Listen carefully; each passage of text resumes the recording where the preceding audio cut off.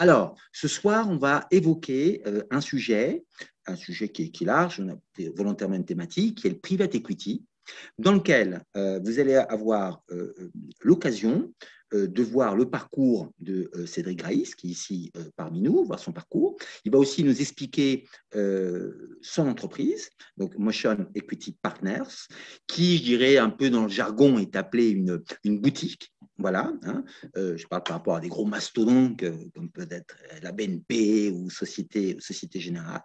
Voilà, et puis surtout la cible des entreprises qu'il vise. Et puis, vous aurez la chance d'avoir aussi un study case, voilà, d'une entreprise dans laquelle Motion Equity Partners a pu mettre en place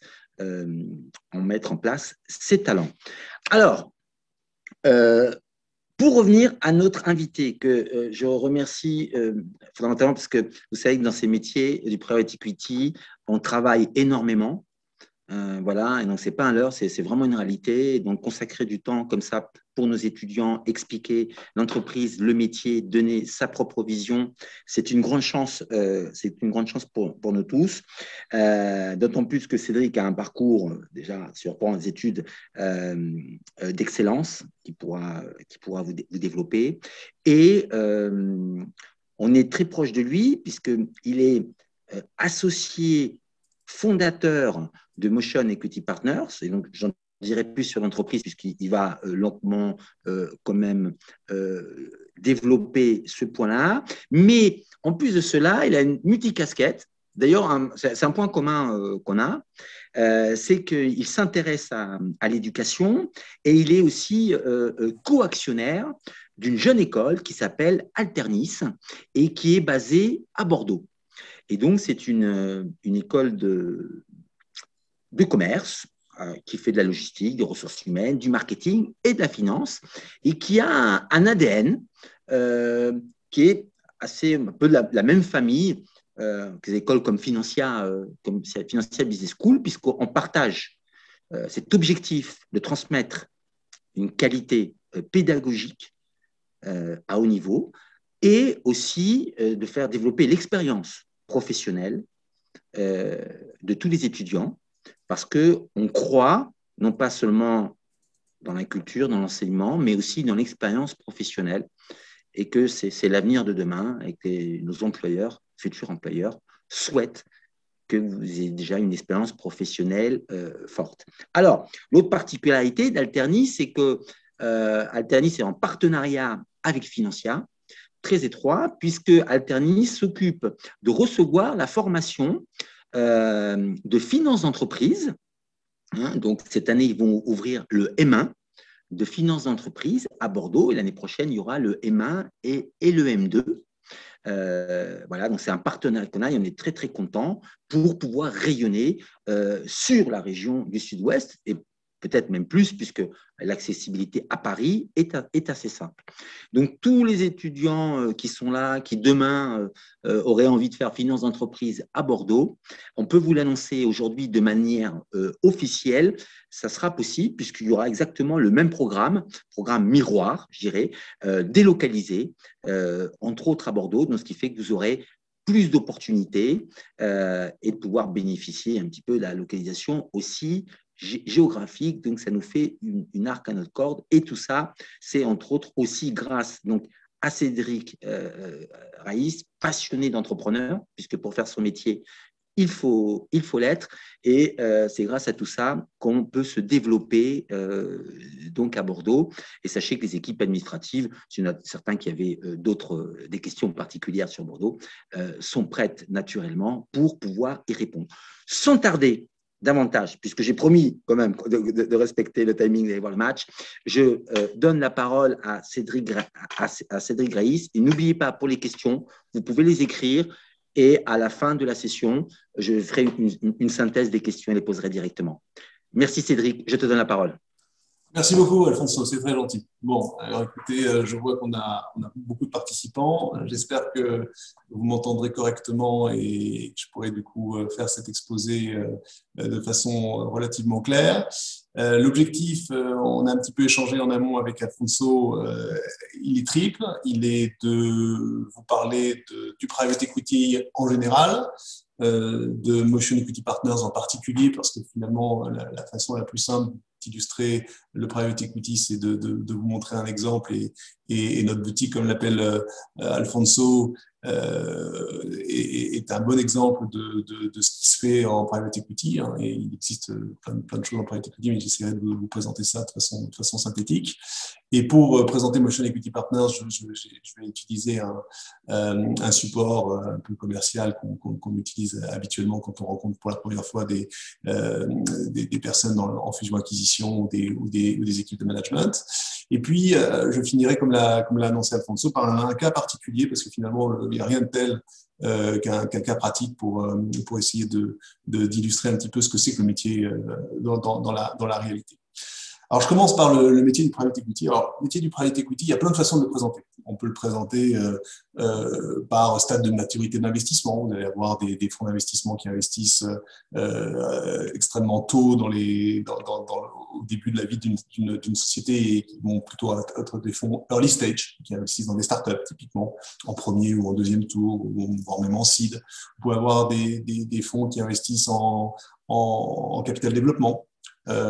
Puis, vous allez avoir les fonds de LBO qui, eux, vont plutôt être des fonds de capital transmission et qui vont investir à un stade de maturité de la société assez avancé, puisqu'à ce moment-là, ça veut dire qu'on a déjà suffisamment de cash flow et de récurrence de résultats pour pouvoir payer une partie du prix par de la dette et rembourser au cours de la durée de l'opération une partie ou la totalité, selon la génération de cash, de l'emprunt que vous avez contracté au départ, par la génération de cash flow du business.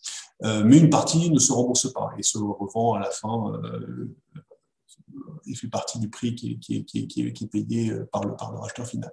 Donc ça, c'est une façon de segmenter le private equity. Il y a une autre façon, c'est de segmenter par grande thématique d'investissement. Il y a des gens qui vont investir dans la santé, il y en a d'autres qui vont investir dans le business services, il y en a qui vont investir dans tous les secteurs confondus, dans l'immobilier ou autre.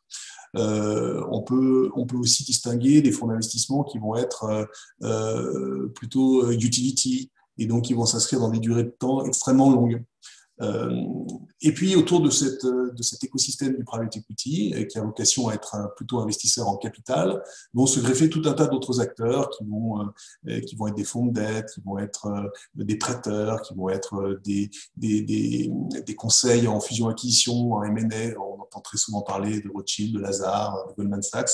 Ce sont des gens qui ont plein de métiers, mais qui, historiquement, sont très connus, surtout par leur métier M&A, Merger and Acquisition. Et en fait, ils sont simplement intermédiaires dans des opérations de fusion-acquisition et ils cherchent un futur acquéreur pour telle ou telle société. Donc nous, Motion Equity Partners, on intervient dans cet écosystème-là. Et on est un acteur que l'on qualifie d'acteur mid-cap. Mid-cap, ça veut dire qu'on a vocation à investir des tickets en capital de taille moyenne. Et nous, typiquement, par exemple, c'est entre 20 et 100 millions d'euros. Et on va investir ces tickets en capital dans des sociétés qui vont être des sociétés… Ah non, je crois que quelqu'un parle. Qui vont être des sociétés qui vont typiquement faire entre 50 et 200 millions d'euros. Alors, je vais essayer de vous afficher mon support parce que je me rends compte qu'en fait, il n'était plus affiché. Un petit instant. Alphonse, est-ce que tu peux me dire si tu vois bien mon support à l'écran parce que je ne suis pas sûr de moi. On voit bien le support. Hein. Parfait. Donc, je poursuis alors. Très bien. Donc, nous, on a vocation à investir, je disais, dans des sociétés de taille moyenne, 50 à 200 millions d'euros de valeur d'entreprise. Et on a vocation à investir dans des opérations de capital transmission, donc des sociétés qui, a priori, sont établies depuis un certain temps et pour une raison X ou Y, parce qu'elles font partie d'un grand groupe et que ce groupe n'a pas vocation à se concentrer sur cette activité-là, il n'a pas les moyens de le faire, ou parce que c'est une société familiale qui n'a pas de repreneur au sein de la famille, ou parce que c'est une société qui va avoir besoin de préparer ou de se renforcer d'un point de vue managérial et qui a besoin du coup d'institutionnaliser un petit peu plus son équipe managériale. Pour toutes ces raisons-là et bien d'autres, on peut être amené à être sollicité en tant qu'actionnaire professionnel pour rentrer de façon majoritaire. Alors, ça, c'est une autre caractéristique de notre fonds, c'est que nous, on est plutôt investisseurs majoritaires. Là encore, dans le marché, on distingue souvent les investisseurs majoritaires et les investisseurs qui ont plutôt un ADN minoritaire. Et à cette occasion-là, on associe les équipes de management au capital. Donc, on leur permet de co-investir à nos côtés et puis on va faire en sorte que leur investissement soit bonifié. Et donc, une partie de cet investissement permet de les associer très fortement à la création de valeur et donc de créer un incentive très fort à ce que l'opération soit un succès. Un autre point que souvent beaucoup de gens confondent, le private equity, c'est pas le retournement. C'est qu'en fait, il existe des gens qui font du retournement dans le private equity. C'est une activité comme une autre qui, en France, est extrêmement minoritaire. Il y a très, très peu de fonds qui font du retournement. Donc, du retournement, c'est de la reprise d'entreprises en difficulté. Ça, par exemple, nous, on ne fait absolument pas et la plupart de nos confrères ne font pas. Donc, il n'y a que 3-4 fonds en France qui vont typiquement faire ce type d'opération de retournement et c'est très particulier. Ça demande d'autres types de compétences. Donc, nous, voilà, notre métier est un métier extrêmement généraliste qui consiste à accompagner des équipes de management en étant des actionnaires professionnels et en les aidant à réfléchir sur leur stratégie moyen et long terme, à déployer du capital intelligemment, à la fois pour les aider à consolider leur position de façon organique sur leur propre business et, si possible, et s'ils sont dans des secteurs suffisamment morcelés, à créer de la valeur en allant racheter d'autres activités complémentaires à la leur et qui vont consolider et sur laquelle ils vont pouvoir ensuite qui vont leur permettre d'extraire un certain nombre de synergies, soit au niveau commercial du chiffre d'affaires, soit des synergies de coûts au niveau du résultat d'exploitation ou du résultat. Si je passe à la diapositive suivante, donc voilà, nous on se présente traditionnellement comme un acteur qui a eu j'ai passé ça un petit peu rapidement, mais donc notre savoir-faire et la façon dont on essaie de se distinguer de nos concurrents, mais néanmoins confrères, ou confrères mais néanmoins concurrents, ça dépend comment on se place, c'est effectivement de se concentrer sur des sociétés dans lesquelles l'équipe de management a un fort esprit entrepreneurial, des sociétés qui sont pas mal portées par leur propre business, donc on ne va jamais dans des situations où le marché est décroissant ou parce que c'est extrêmement difficile de naviguer contre le vent, et des marchés qui sont très morcelés parce que l'un de nos savoir-faire très très fort, c'est d'accompagner les équipes de management dans des sociétés de taille moyenne pour faire du build-up et pour faire des acquisitions complémentaires qui vont ensuite leur permettre de renforcer leur position et soit de consolider un leadership français ou d'établir un leadership international, européen, voire même parfois mondial. Et donc ça, c'est extrêmement important parce que dans ces tailles de sociétés-là, vous n'avez pas ni la taille critique, ni la capacité à faire ce type d'acquisition facilement. Pourquoi ? Parce que vous n'avez pas les compétences techniques, vous n'avez pas les ressources, vous n'avez pas l'argent. Et donc, pour toutes ces raisons-là, avoir un investisseur professionnel financier à son capital, ça peut être vraiment très, très, très fortement créateur de valeur. Et donc, c'est ça qu'on essaie de marketer de façon un petit peu à se différencier de nos confrères. Et c'est ce qu'on essayait de résumer ici. Donc, vous voyez ici que sous notre ownership, pendant qu'on était propriétaire de ces sociétés-là, sur les 10 dernières années, on a été à peu près propriétaire d'une quinzaine de sociétés. Elles ont cru à hauteur de 100% de leur chiffre d'affaires. Elles ont multiplié leur chiffre d'affaires par 2. Elles ont été à l'origine d'une cinquantaine d'opérations de croissance externe. Donc, à peu près 4 opérations de croissance externe en moyenne par société. Et c'est ce que j'expliquais tout à l'heure. Là, pour faire ça, en fait, c'est un travail vraiment incroyablement proche entre l'équipe de management et nous. On fait vraiment du piano à quatre mains, où l'équipe l'équipe de management va tenter de séduire l'équipe de management de la société qu'on tente de racheter. Nous, on va plus être en interaction sur les aspects financiers, sur les aspects due diligence, pour ceux qui connaissent ce terme-là, sur les aspects de structuration de l'opération, et à la fin, évidemment, sur la partie mise à disposition des fonds pour financer l'opération, ou une partie de l'opération. Donc voilà, l'ensemble de cet écosystème permet de réaliser des croissances et de doper en fait des pépites françaises pour les faire aller encore plus vite et leur faire atteindre en fait des objectifs qu'elles auraient mis probablement beaucoup plus longtemps à atteindre si elles avaient dû se développer complètement par elles-mêmes et sans l'appui d'un actionnaire de ce type. Alors maintenant, si je fais un petit zoom sur l'équipe, on est une douzaine de personnes, un peu plus. Et ce qui est intéressant, c'est qu'on a des parcours assez divers, mais l'une de nos grandes caractéristiques, c'est que Patrick et moi, qui sommes les deux cofondateurs de notre activité, on est tous les deux des entrepreneurs. Alors, Patrick avait monté son activité il y a de cela 20 ans.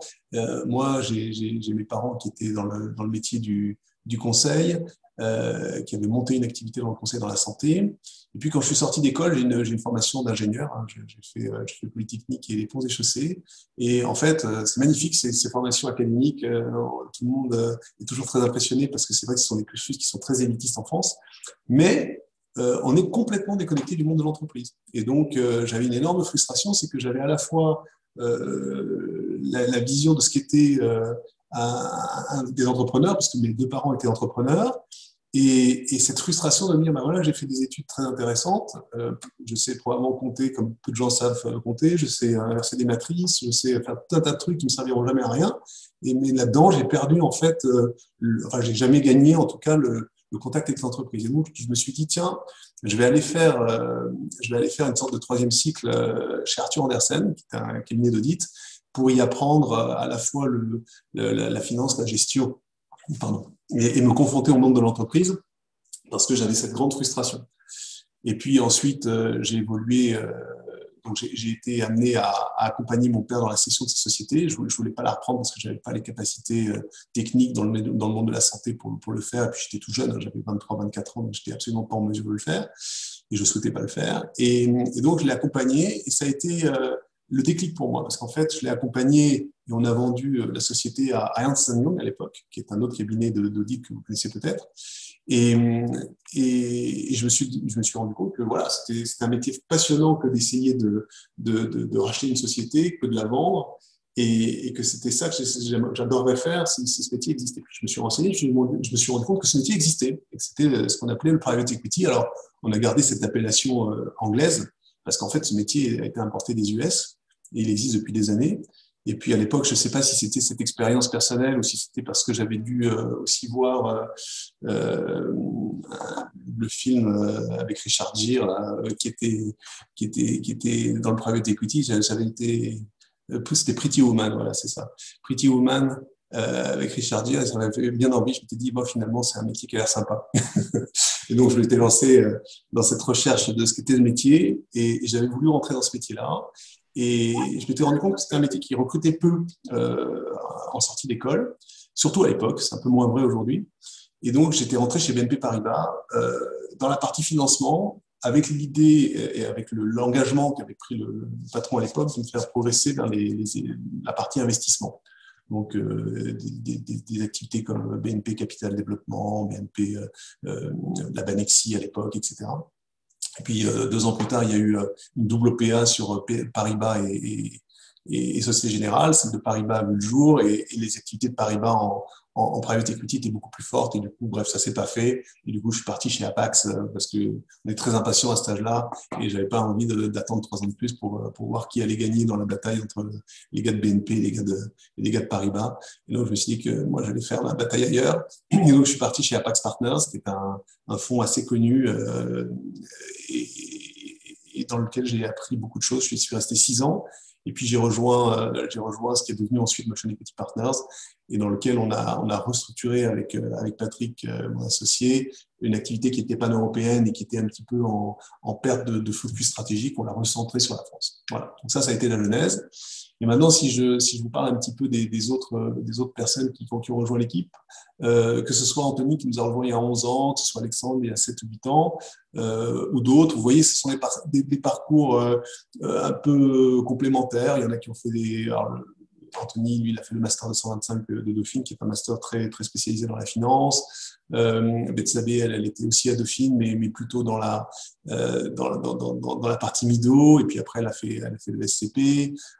Mais tout ça, à la rigueur, j'ai envie de dire, peu importe. Ce qui est intéressant, c'est que tous, on les a recrutés très jeunes. On les a recrutés en sortie d'école parce que de toute façon, notre métier, en réalité, il ne s'apprend pas à l'école. Et il s'apprend sur le tas, il s'apprend au bout de 10-15 ans d'expérience parce que c'est un métier qui est extrêmement généraliste et dans lequel on est amené à aborder énormément de sujets.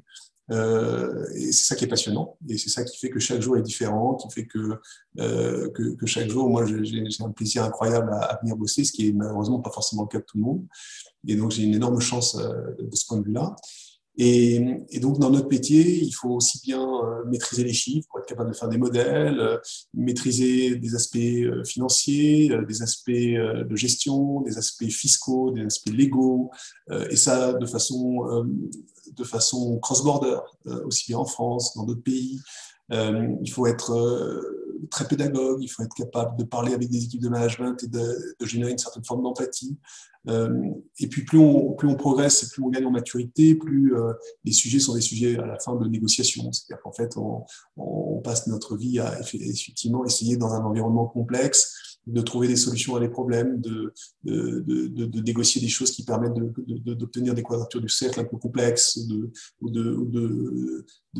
comprendre en fait avec précision le problème de quelqu'un pour réussir à trouver une solution qui lui adresse son problème sans trop dégrader notre position d'un point de vue économique. Et voilà.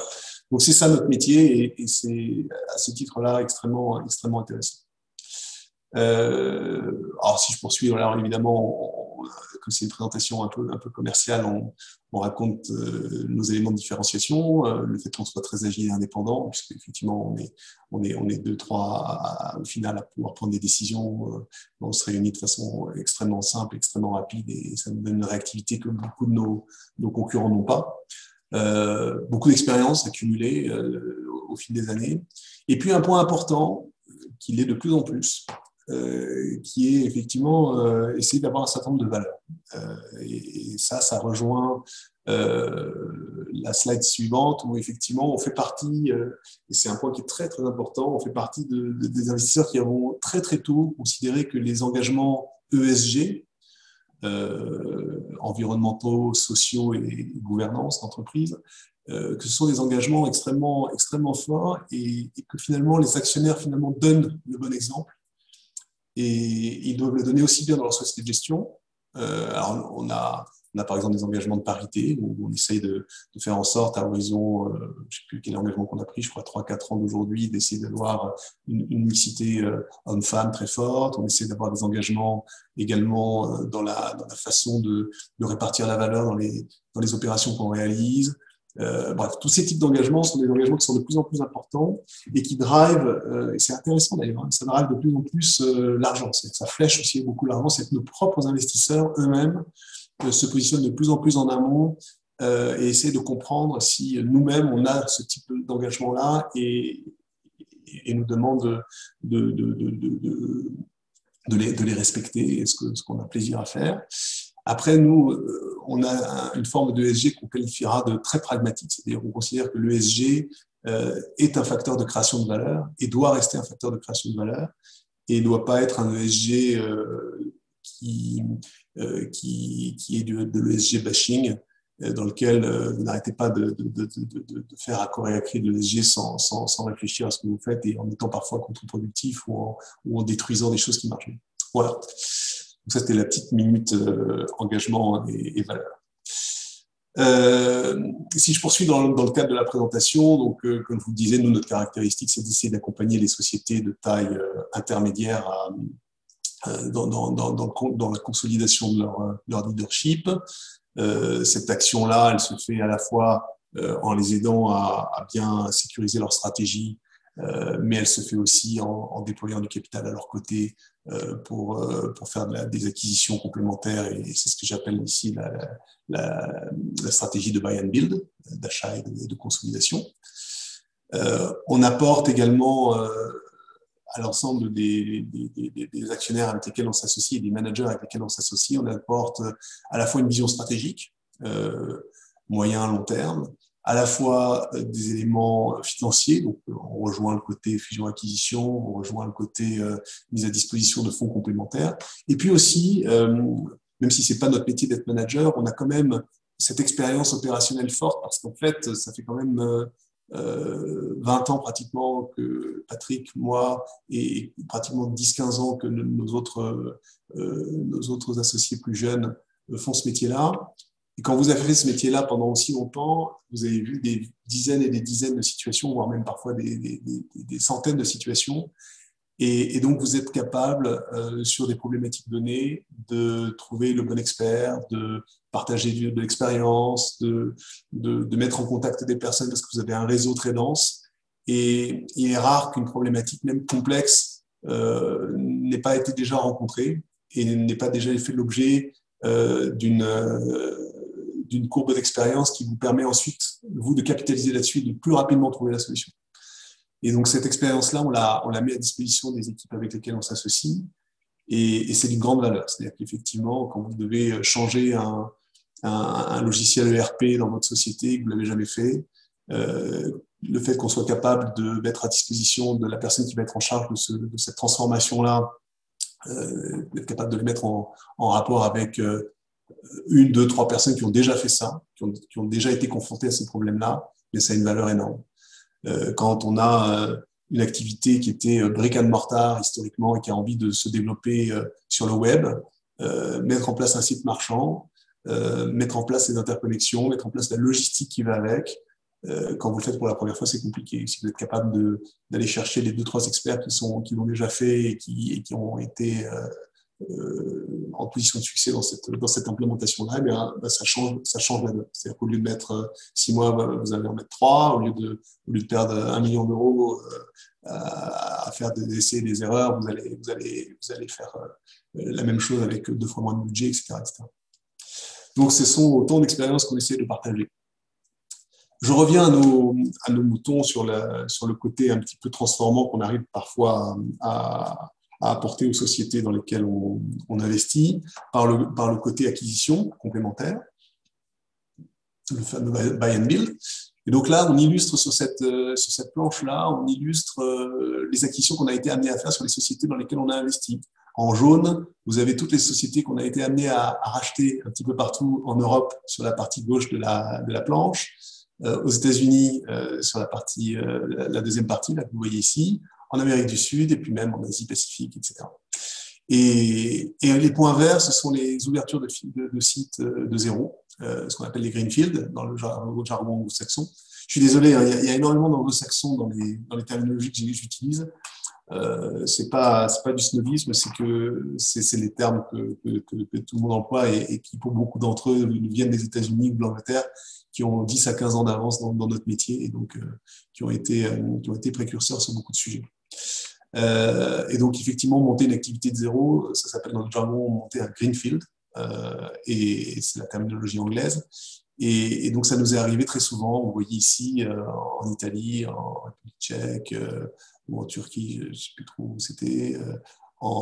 Ici, c'était en Amérique du Nord. Alors, en Amérique du Nord, par exemple, une de nos sociétés, qui s'appelle Diana Ingredient, devait s'installer et lancer son activité aux États-Unis et voulait racheter un compétiteur.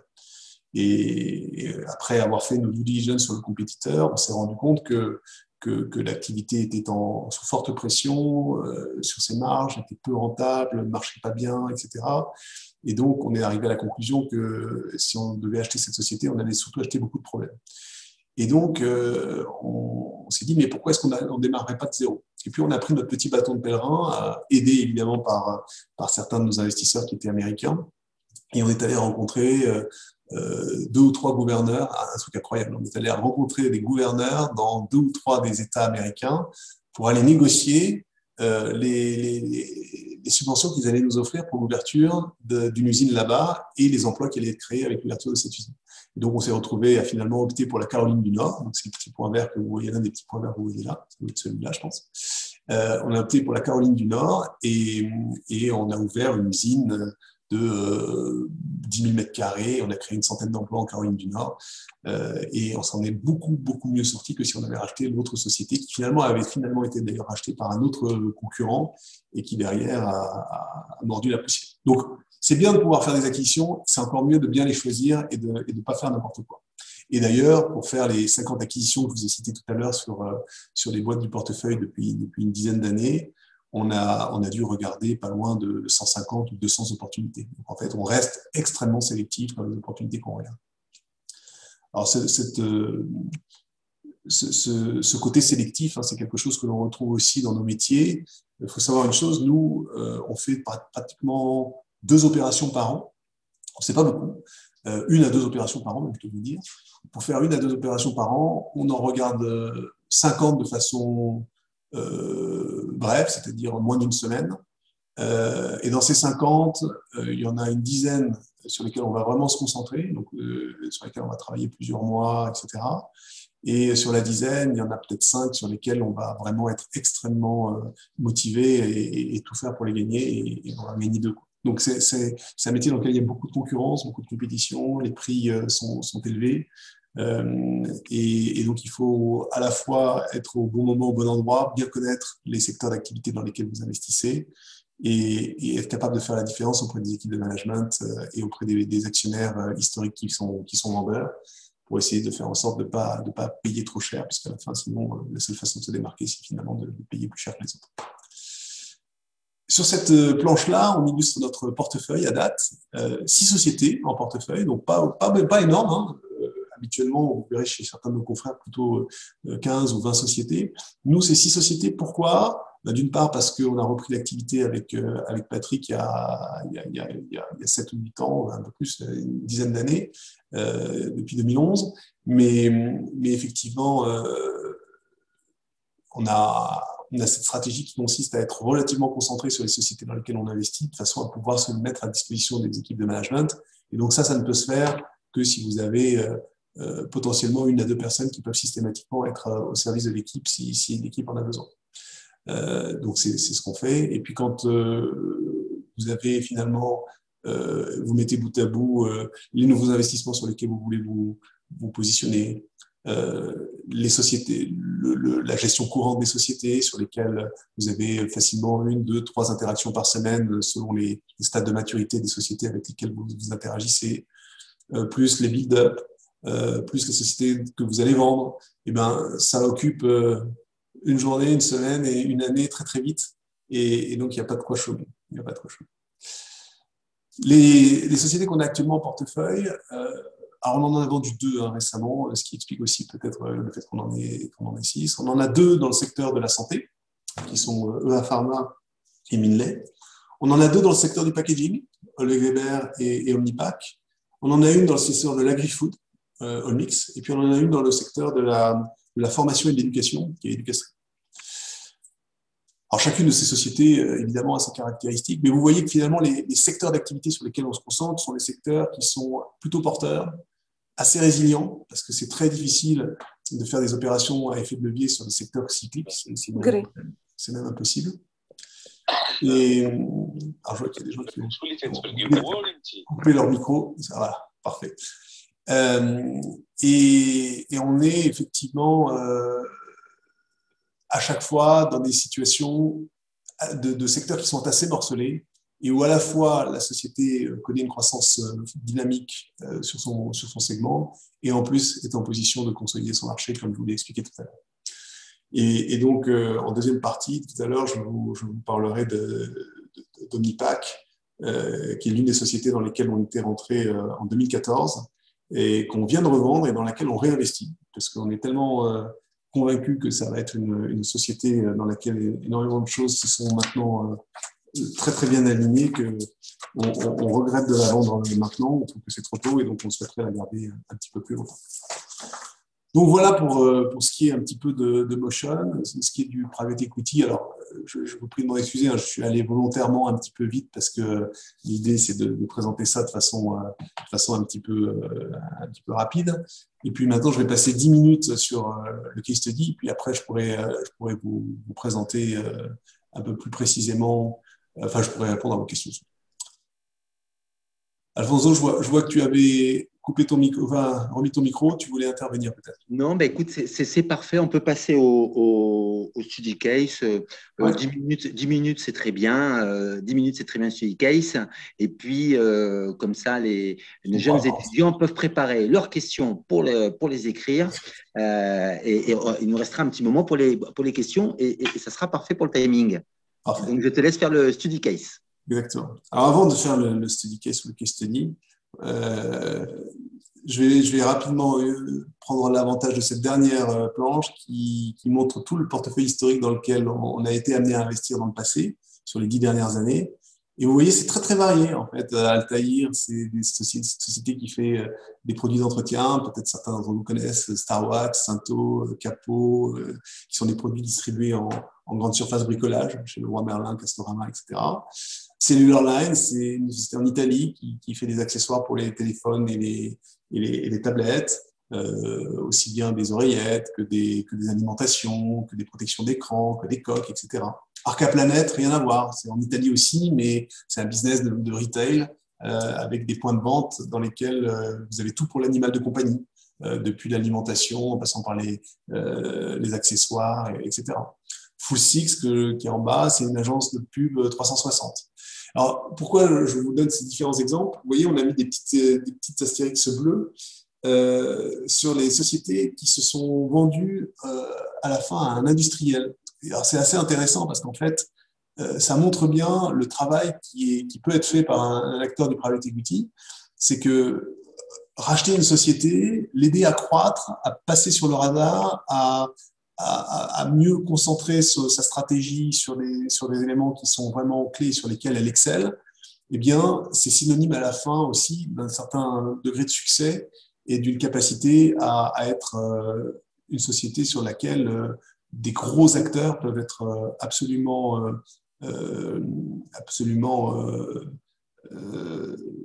incroyablement motivés pour vous racheter. Et donc, Tokheim, c'est une société qu'on a revendue à Dover. Dover, c'est un conglomérat américain qui fait 5 milliards de dollars et qui était dans les pompes à essence, comme l'était Tokheim.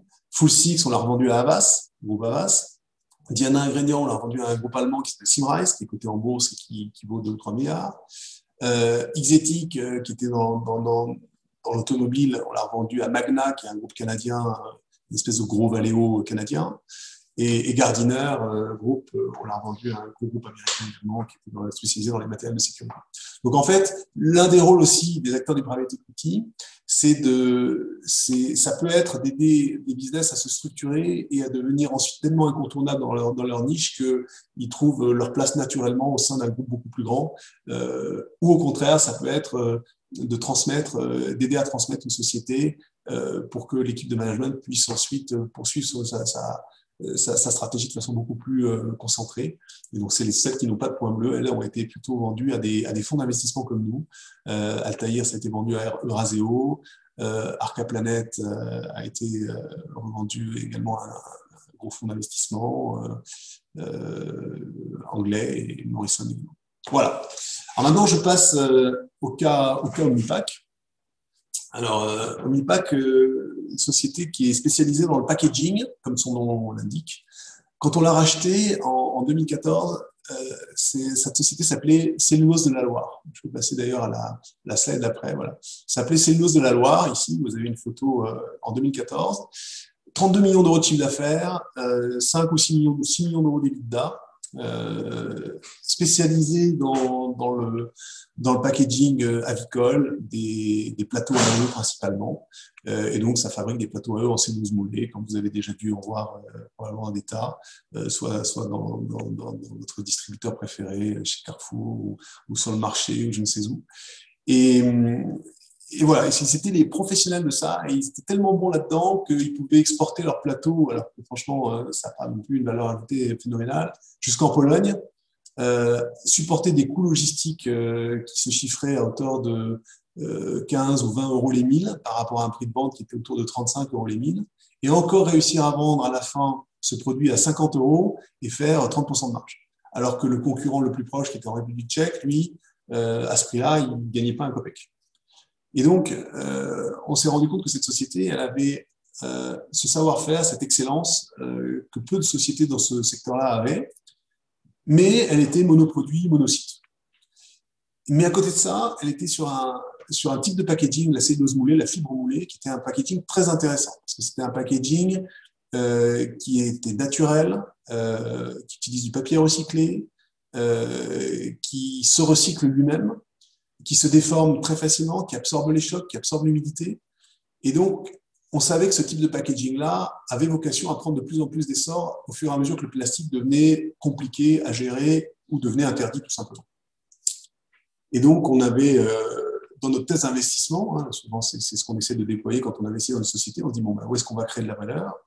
On avait le fait que la société avait une maîtrise opérationnelle incroyable, une excellence opérationnelle hors norme, et le fait qu'elle était positionnée sur un type de packaging qu'on considérait comme très porteur. Et avec ça, avec ces ingrédients-là, on considérait qu'on avait de quoi écrire une success story très intéressante. Et c'est exactement ce qui s'est passé. On a commencé d'abord par créer de la capacité supplémentaire, donc ça c'est en 2015. On a augmenté la capacité parce qu'en fait, on vendait tout ce qu'on produisait. On pouvait pas, on était un petit peu plafonné dans notre capacité à se développer. Et donc, on a créé une machine supplémentaire et donc on a créé 20% de capacité supplémentaire. Et donc, ce chiffre d'affaires qui avant, à 32, 33, était un petit peu à son maximum, eh bien, tout d'un coup, il a pu passer à 40, 45. Donc ça, c'est la première étape. Ensuite, la deuxième étape, c'est qu'on a initié dès le premier jour des discussions avec 5 ou 6 acteurs complémentaires, également dans le monde de la cellulose moulée. Et on est rentré en exclusivité en 2015 avec Omnipack, qui était une société allemande, qui était le champion, eux, de la boîte à eux. Alors bon, le plateau à eux, la boîte à eux, ça ne doit pas exciter les foules. C'est sûr que là, je ne suis pas Elon Musk en train de parler de la fusée qui va aller sur Mars. Si un jour vous avez un dîner de con à la maison et que vous voulez inviter quelqu'un spécialiste du plateau à eux, vous pouvez m'appeler. Mais en fait, ce sont des métiers qui sont passionnants. Parce qu'en fait, c'est des métiers où l'excellence opérationnelle à la fin permet de gagner des parts de marché sur les concurrents, de se positionner sur d'autres types de packaging. Et donc là, avec Omnipack, le fait d'additionner la boîte à eux au plateau à eux faisait que là où avant on était très fragile parce que nos concurrents qui avaient les deux pouvaient nous faire sortir de certains de nos clients en menaçant de ne plus fournir les boîtes si jamais le client continue à acheter chez nous, ces plateaux à eux. Ben, du jour au lendemain, quand on a eu à la fois les boîtes et les plateaux, ce type de stratégie par nos concurrents n'était plus jouable. Donc, on changeait de ligne, on passait en première ligne, alors qu'avant, on était plutôt en deuxième ligne. Ça a été la première étape. Pour la petite histoire, Omnipack faisait 50 millions d'euros de chiffre d'affaires à côté des 32 de Cellulose de la Loire. C'était une grosse acquisition. Et puis, Omnipack n'était pas bien géré. Ça faisait 1 million d'euros d'EBITDA. Et nous, on savait très bien, l'équipe de management en tout cas, savait très bien quelles étaient les actions à mener pour amener cette profitabilité autour de 5 à 10 millions. Et c'est ce qu'on a fait. Et puis derrière, la consolidation des deux, et donc Omnipack a donné son nom au groupe, consolidé, a permis assez facilement d'aller proposer à MFP, qui était une société anglaise, de se joindre à l'aventure. Ah, on a quelqu'un qui a déverrouillé son micro. Faites bien attention. Bon, alors on va continuer. Et donc, on a racheté MFP, qui était une autre société également dans la cellulose moulée et la fibre moulée, et qui nous a permis de compléter notre gamme de produits avec du calage industriel et du packaging de fruits et légumes. Et donc, aujourd'hui, on se retrouve avec un acteur qui fait plus de 100 millions d'euros de chiffre d'affaires.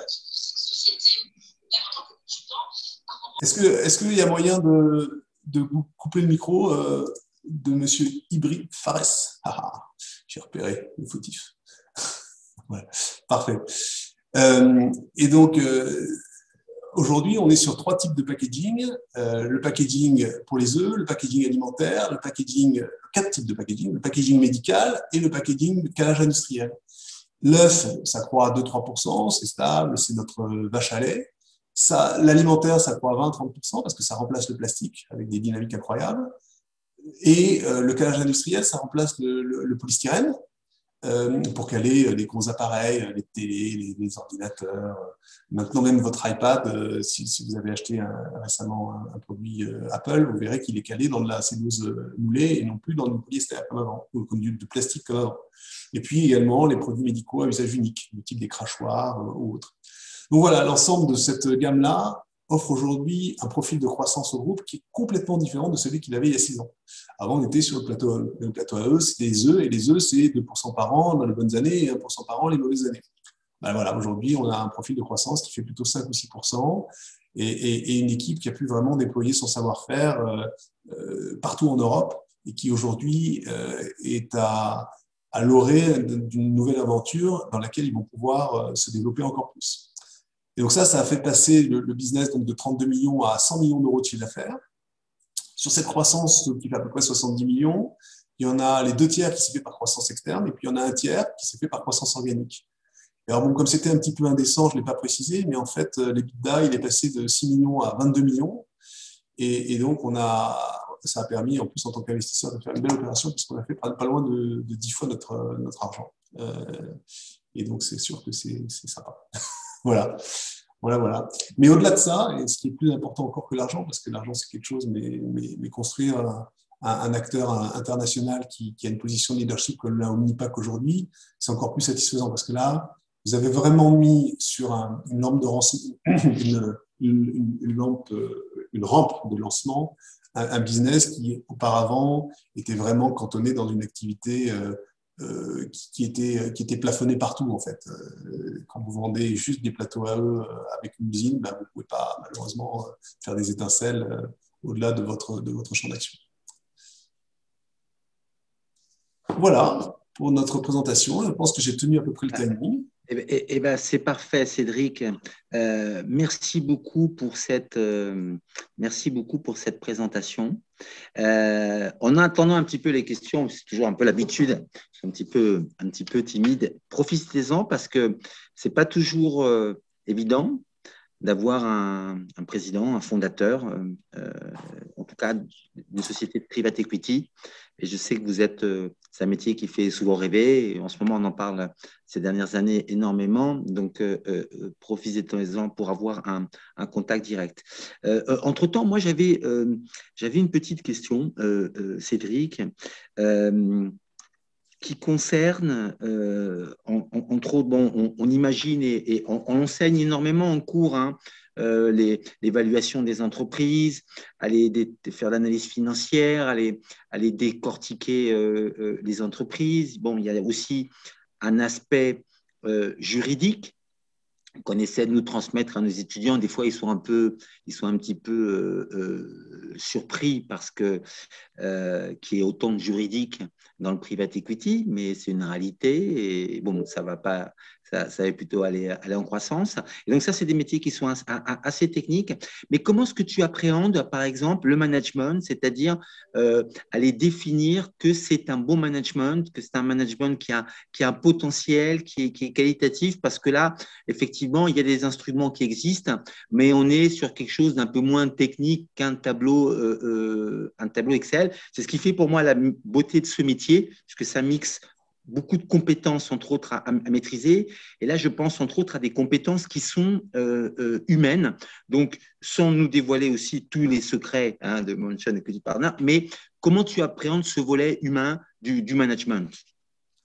Alors, c'est une excellente question parce qu'effectivement, on est des hyper-cartésiens dans le private equity d'une façon générale et dans l'investissement.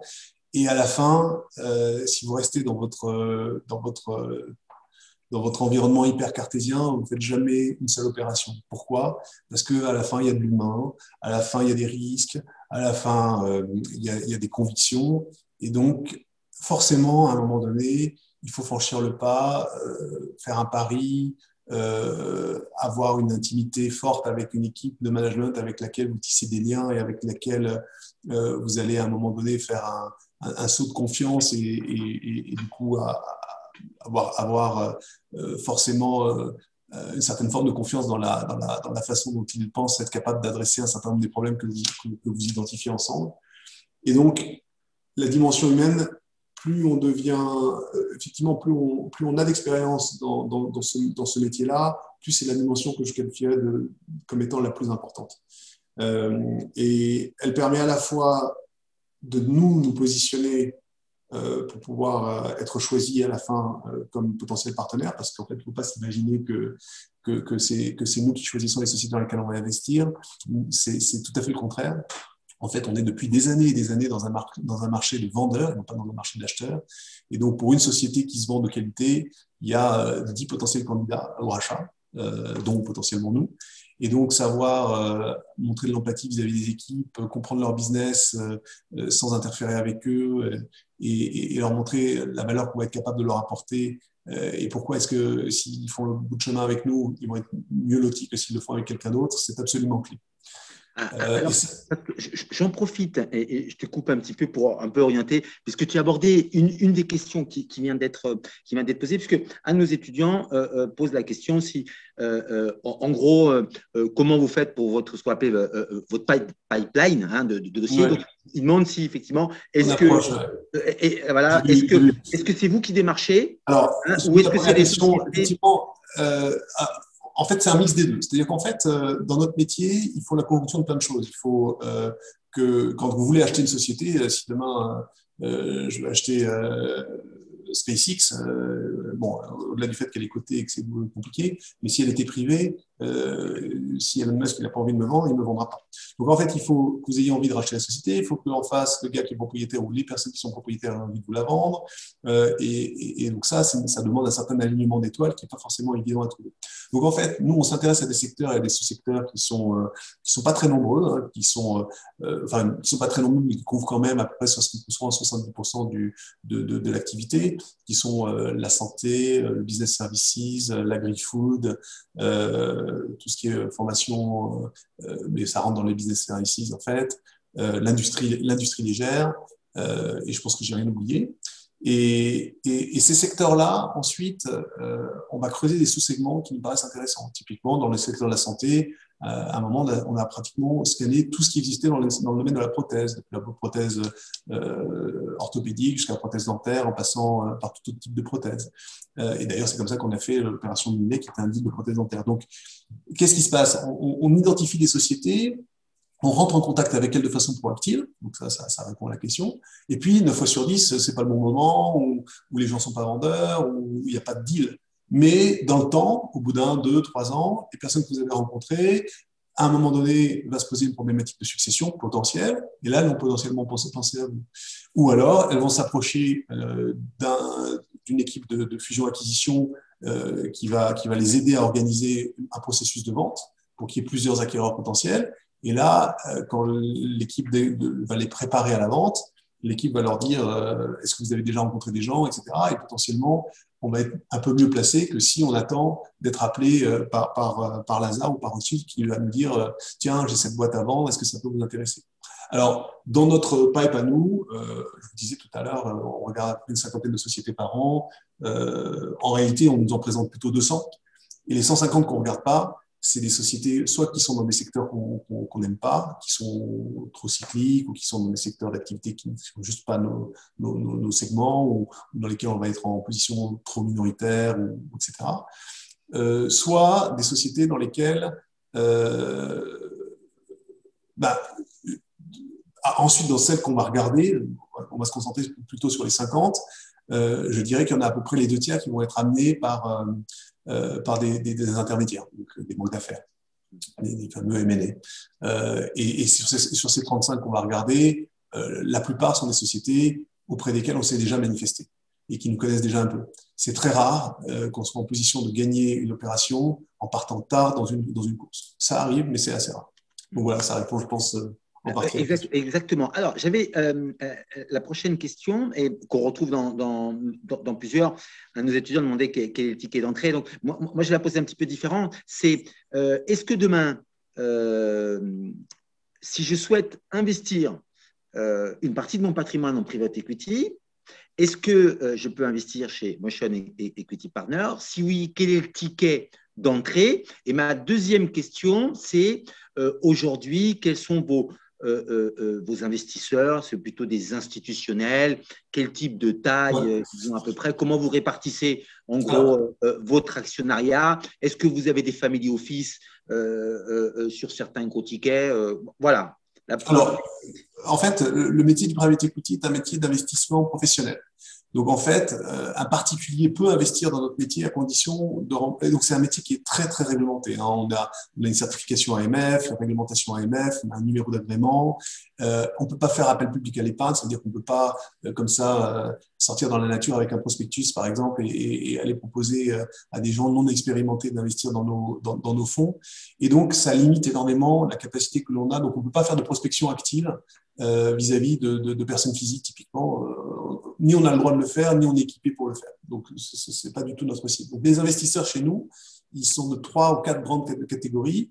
Il y a des banques, des assurances, des instituts qui ont beaucoup de fonds et qui, du coup, parmi ces fonds, sont amenés à chercher à investir dans différentes classes d'actifs. Dans les classes d'actifs qu'ils ont, ils ont le public equity, qui est donc des sociétés cotées, public, le private equity, qui sont les sociétés non cotées, private, l'immobilier, les fonds d'infrastructure, les obligations, etc., etc. Puis après, ils segmentent par géographie, etc., etc. Donc, on a des institutionnels de ce type-là. On a beaucoup et de plus en plus de fonds de fonds. Donc, qui sont des gens qui sont des sortes d'entonnoirs, c'est-à-dire qu'ils collationnent des investisseurs et derrière, ils le redispatchent sur des fonds comme les nôtres en faisant des sélections qu'ils considèrent comme étant relativement intelligentes et avisées pour essayer d'apporter de la plus-value à leurs investisseurs, parce qu'il y a énormément de monde. C'est un métier qui est un peu, enfin voilà, dans lequel il y a quand même beaucoup d'acteurs et beaucoup de nouveaux acteurs qui arrivent et beaucoup d'anciens acteurs qui partent. Et donc, pour s'y retrouver quand vous n'êtes pas du métier, c'est pas évident. Donc, des fonds de fonds, des family office. Alors, soit ils passent par des fonds de fonds, soit ils ont eux-mêmes suffisamment de taille pour pouvoir internaliser cette activité fonds de fonds. Typiquement, si vous prenez un family office comme Tétis, qui est la famille Bettencourt, les actionnaires de L'Oréal, ils ont 10, 15, 20 milliards, donc ils font plein de choses, ils font cette activité fonds de fonds, et ils sont par exemple investisseurs chez nous. Voilà, donc c'est un petit peu la différente typologie. Pour revenir sur le ticket, un investisseur chez nous investit habituellement. Nous, on a un fonds actuellement qui fait 500 millions, qui est le fonds qu'on est en train de lever en ce moment. Notre fonds précédent faisait 300, donc il était structuré 150 millions, donc 150 d'argent qui était ferme et irrévocable, engagé, et 150 qui était investissable en complément des premiers 150 à hauteur de 1 euro pour 1 euro. Et là, cette fois-ci, donc on a 500, 250 plus 250. Et donc, les tickets sont entre 5 et 50 millions, à peu près. C'est ça la façon dont se répartissent la plupart des investissements. Et il y a une exception à ça, c'est qu'on a créé une petite poche Friends and Family, un petit peu comme dans les startups, où on a permis à certaines personnes qui nous connaissent bien et qui ont envie d'investir, certains anciens patrons des boîtes qu'on a accompagnés, ou certains collègues, etc. Et donc, on a créé une petite poche, et là, les gens peuvent investir 3, 4, 500 000 euros, mais ça reste quand même des tickets importants. Cédric, merci beaucoup. On va respecter, comme on a évoqué, je sais que tu es polytechnicien, leur seller. On a un petit peu dépassé, mais c'est normal parce que c'est vraiment passionnant. Et merci beaucoup de montrer un petit peu le moteur et de voir aussi ces problématiques, parce que c'est bien d'avoir des bons process d'investissement, c'est bien d'avoir des belles cibles, mais faut-il avoir de l'essence pour pouvoir démarrer et de l'argent, et c'est une partie du travail. En tout cas, je pense que tous nos étudiants ont l'occasion de se rencontrer, de la chance d'avoir ton témoignage. Juste pour rappeler, pour ceux qui avaient raté un petit peu le début, Cédric adore les entrepreneurs, elle adore l'éducation. Et donc, il participe aussi en tant que co-actionnaire externiste, voilà, à Bordeaux, et qui a la particularité de proposer le programme Finance d'entreprise de Financière Business School. Donc, pour tous ceux qui seraient intéressés pour aller dans la région bordelaise, très sympathique, sachez que maintenant c'est possible, et donc nous sommes très très fiers d'avoir le premier programme délocalisé dans une région forte où il y a énormément sympathique, partenariat sympathique où il y en aura effectivement d'autres. D'ailleurs, à cette occasion, au courant du mois de mai, pour tous ceux qui sont intéressés par le private equity, il y a aussi beaucoup de métiers d'analyse financière et donc on aura l'occasion d'avoir une masterclass sur un peu la direction financière auprès des PME ou en tout cas des startups. Et donc, naturellement, il y a énormément de connexions avec le private equity, parce que généralement, ce directeur sollicite ou est en discussion fortement avec les private equity. Et donc, c'est un langage qu'il faut maîtriser, qu'il faut savoir une culture financière. S'il y en a d'autres qui ont d'autres questions plus précises, n'hésitez pas à l'envoyer à l'administration et je ferai remonter à Cédric ces questions. Et comme je vous ai promis qu'on ne raterait pas de voir le match, je propose donc de clôturer ici cette masterclass Private Equity. Et encore mille merci, Cédric. Alors, j'ai un point, juste, oui. je vois passer une petite question à laquelle je ne résiste pas. Très bien. À propos d'engagement ESG, qu'avez-vous pensé de la brusque éviction d'Emmanuel Faber de la présidence de Danone après avoir été jugé pionnier dans ce domaine dans le CAC 40? Ben voilà, là vous avez exactement, je pense, l'exemple de probablement ce qu'il faut essayer d'éviter de faire. C'est-à-dire que vous ne pouvez pas faire de l'ESG et ne concentrer votre stratégie que sur l'ESG en oubliant les aspects, enfin l'ADN du groupe. L'ADN du groupe Danone et l'ADN de n'importe quelle société, c'est avant tout de créer de la valeur pour ses salariés, pour ses actionnaires, pour ses clients. Et donc, faire de l'ESG l'alpha et l'oméga d'une société en perdant parfois un petit peu le fil de ce qu'était l'ADN de Danone, c'était probablement aller dans l'excès.